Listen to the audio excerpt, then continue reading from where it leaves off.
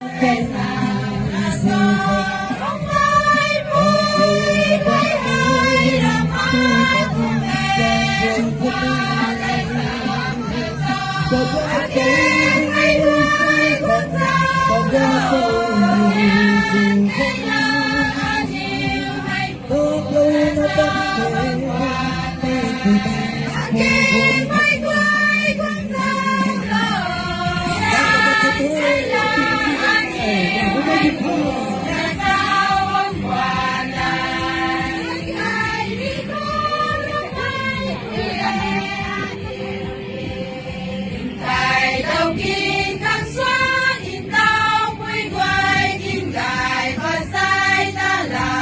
hư nó ngày dậy thôi, rồi sáng dương.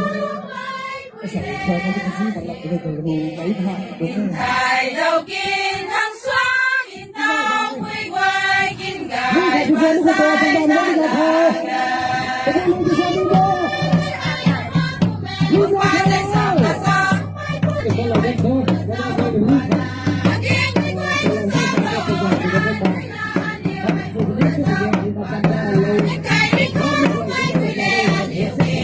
Ghiền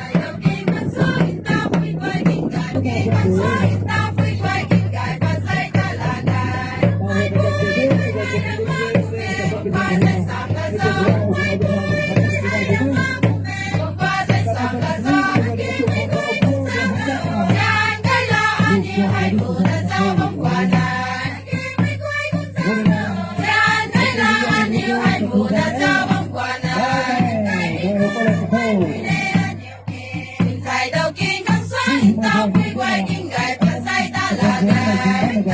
Gõ để không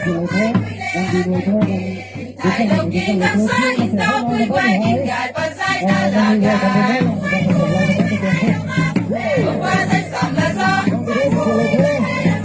video hấp dẫn.